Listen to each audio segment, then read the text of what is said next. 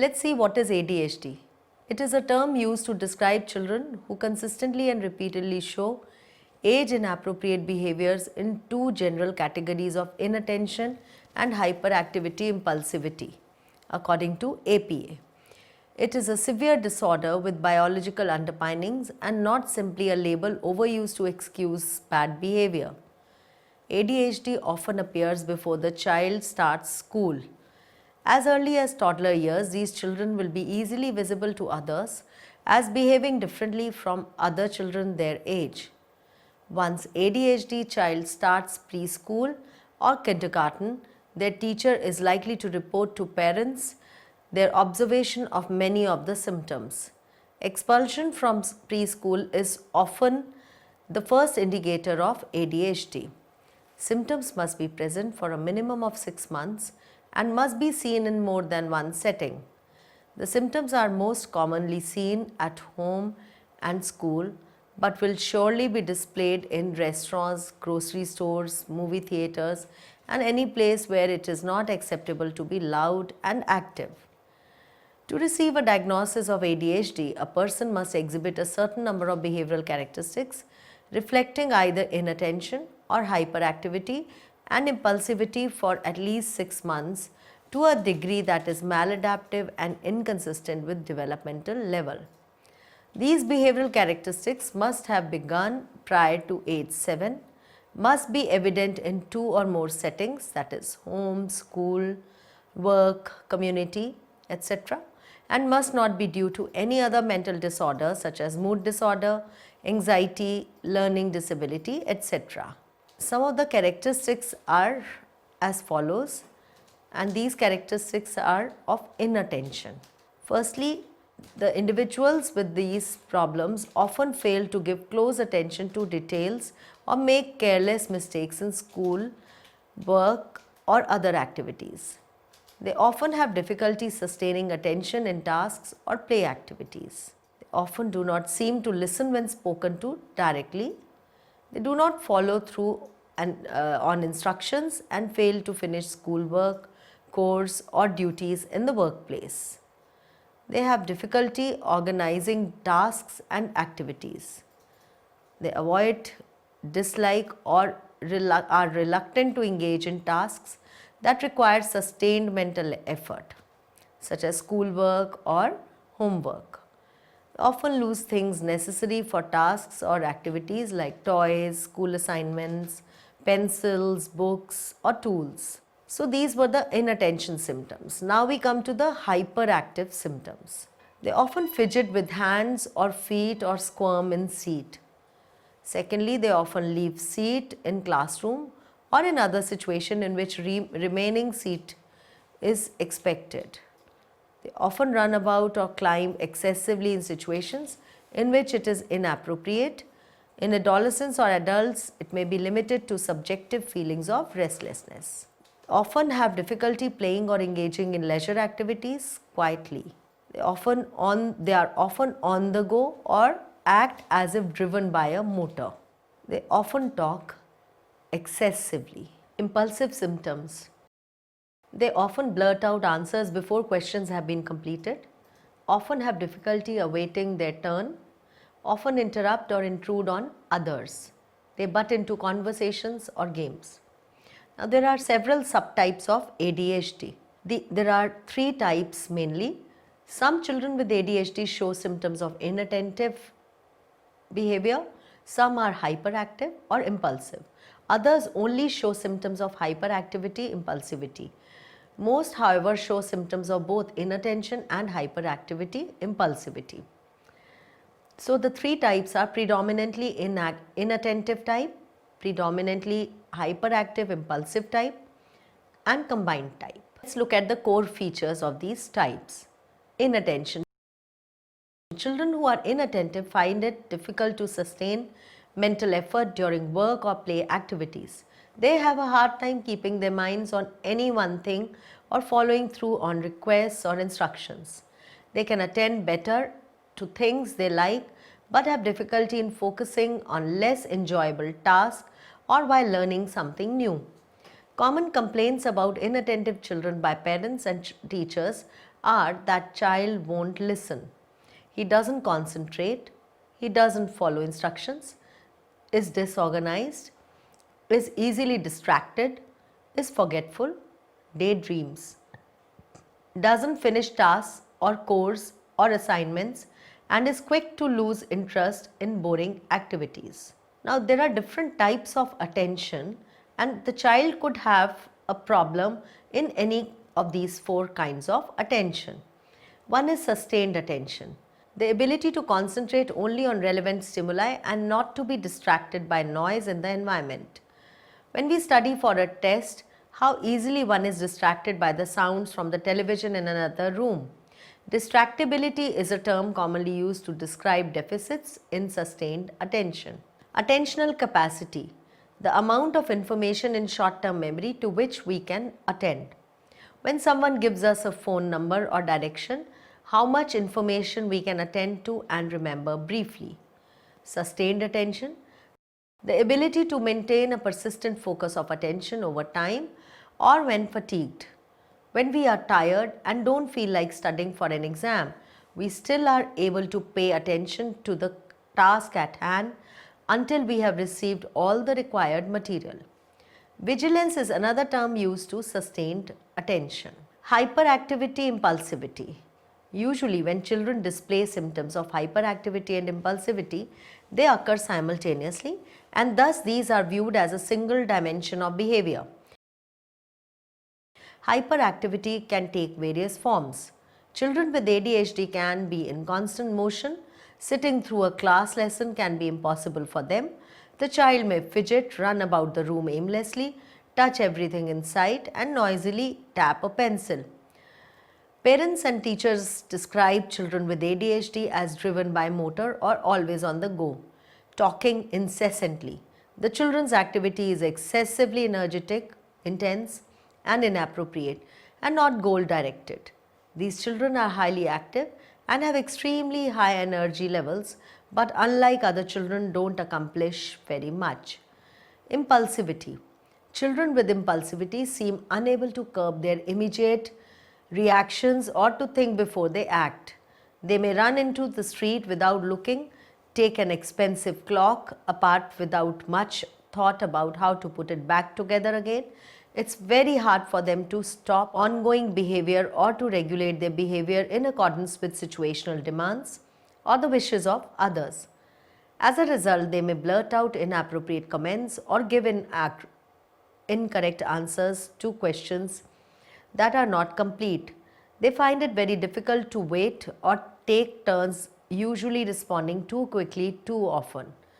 They often interrupt conversations, intrude others, and lash out in frustration when they are upset. Minor mishaps like spilling water or knocking things are very common. Types of impulsivity. Cognitive impulsivity. These symptoms reflect disorganization, hurried thinking, and the need for supervision. Behavioral impulsivity. These symptoms include calling out in class or acting without consideration the consequences of one's action. Children who are behaviorally impulsive have difficulty inhibiting their response when the situation calls them to do so. Both cognitive and behavioral impulsivity appear as separate dimensions of behavior, the former related to inattentiveness and latter to motor hyperactivity, and they predict problems with academic achievement. Now let's see what causes ADHD. There is no single factor that has been identified as the cause of ADHD. Rather, as is the case for other psychopathologies, ADHD is thought to be the result of complex interaction between genetic, environmental, and neurobiological factors. Specifically, it appears that the genetic and environmental etiologies of ADHD lead to the neurobiological differences, which in turn manifest as ADHD symptoms. Possible causes of ADHD or contributions to ADHD symptoms. The genetic contribution. Although specific genetic abnormalities are rare in children with ADHD, evidence suggests that hereditary is an important causal factor. ADHD tends to run in families. Parents often describe their ADHD kids as he's just like his father. since they feel the behavior of the child is not a major problem as it closely resembles to their own. It results in delays in presenting to the clinic for professional help. Neurobiological factors. Several direct and indirect line of evidence supports the possible role of neurobiological factors as a primary cause of ADHD. The indirect evidence includes the early onset and persistence of ADHD symptoms over time, the relationship between ADHD symptoms and the peri and postnatal events and diseases that are known to negatively affect brain development. Exposure to certain environmental toxins such as lead known to affect neurological status may produce symptoms of ADHD. The association between ADHD and other developmental disorders thought to be related to neurological impairment, for example, learning disability and language disorder. Possible relationship between symptoms of ADHD and certain signs of neurological immaturity such as clumsiness, poor balance and coordination and abnormal reflexes. Dramatic improvement in symptoms produced by stimulant medication that directly affects the CNS. Similarity between symptoms of ADHD and symptoms associated with lesions to prefrontal cortex like deficits in sustained attention, inhibition, regulation of emotions, etc. Deficits by children with ADHD on performance on neuropsychological tests associated with prefrontal lobe functions such as working memory, motor control and fluency. Now, the direct evidence includes studies that have obtained psychophysiological measures of nervous system activity, including GSR, electroencephalographic and heart rate decelerating, have consistent differences between children and ADHD and controls. These findings support the idea that children with ADHD show diminished arousability. Studies using evoked responses potential measure brain activity during children's performance on vigilance tests have found smaller amplitudes in late components of their responses than other children. Studies of cerebral blood flow in children with ADHD and without ADHD have found decreased blood flow to the prefrontal regions. Neurophysiological and neurochemical findings. The key neurotransmitters associated with mood, emotion and behavior include dopamine, emotion, thought, processing, movement and reward, norepinephrine, alerting, focusing, orienting, hunger, thirst, emotional reward, and serotonin, mood, depression, anxiety, aggression, violence, carbohydrate craving, they have found to be implicated in ADHD. Then complications in pregnancy or childbirth. Retrospective studies have suggested numerous factors in early development such as peri, postnatal complications, low birth weight, diseases of infancy, maternal smoking during pregnancy, early neurological insult or trauma, malnutrition and other events that compromise the development of the nervous system before and after birth. Environmental toxins, allergy and diet. Exposure to lead is associated with deficits in intellectual functioning and symptoms of ADHD. The association between foods containing artificial flavoring, preservatives and sugars has not received much empirical support. Now we come to the conduct disorder, which is a psychological disorder diagnosed in childhood or adolescence that presents itself through a repetitive and persistent pattern of behavior in which the basic rights of others or major age appropriate norms are violated. Children or adolescents with conduct disorder may exhibit some of the following behaviors: aggression to people and animals, bullies, threatens or intimidates others, often initiates physical fights, has used a weapon that could cause serious physical harm to others like using a bat, a brick, broken bottle, knife or gun, is physically cruel to people or animals, steals from a victim while confronting them, for example maybe assaulting them, forces someone into sexual activity. Then destruction of property. deliberately engaged in fire setting with intention of causing damage, deliberately destroys others' property. Deceitfulness, lying or stealing, has broken into someone else's building, house or car, lies to obtain goods or favors or to avoid obligations, steals items without confronting a victim. For example, shoplifting but without breaking and entering. Serious violations of rules, often stays out at night despite parental objections, runs away from home, often truant from school. Now let's see what causes conduct disorder. Various genetic and environmental factors have been found to be contributing to conduct disorders, although no conclusive studies have been found. The genetic causes. Impairment in the frontal lobe of the brain has been linked to conduct disorder. The frontal lobe of the brain regulates emotions and is home to our personality. The frontal lobe in a person with conduct disorder may not work properly, causing, among other things, a reduced ability to plan future actions, a lack of impulse control, a reduced ability to learn from past negative experiences. The impairment of the frontal lobe may be genetic or may be caused by damage to the brain from injuries. A child may also inherit personality traits that are commonly seen in conduct disorder. The environmental factors that may be linked to conduct disorder include child abuse, dysfunctional family, parents who abuse drugs or alcohol, and poverty. Then let's try to understand what is oppositional defiant disorder. Oppositional defiant disorder, or as it's ODD as it's called, is a childhood disorder described by the Diagnostic and Statistical Manual of Mental Disorders as an ongoing pattern of anger-guided disobedience, hostility, and defiant behavior toward authority figures that goes beyond the bounds of normal childhood behavior. Children suffering from this disorder may appear very stubborn and often angry. The signs and symptoms of the disorder.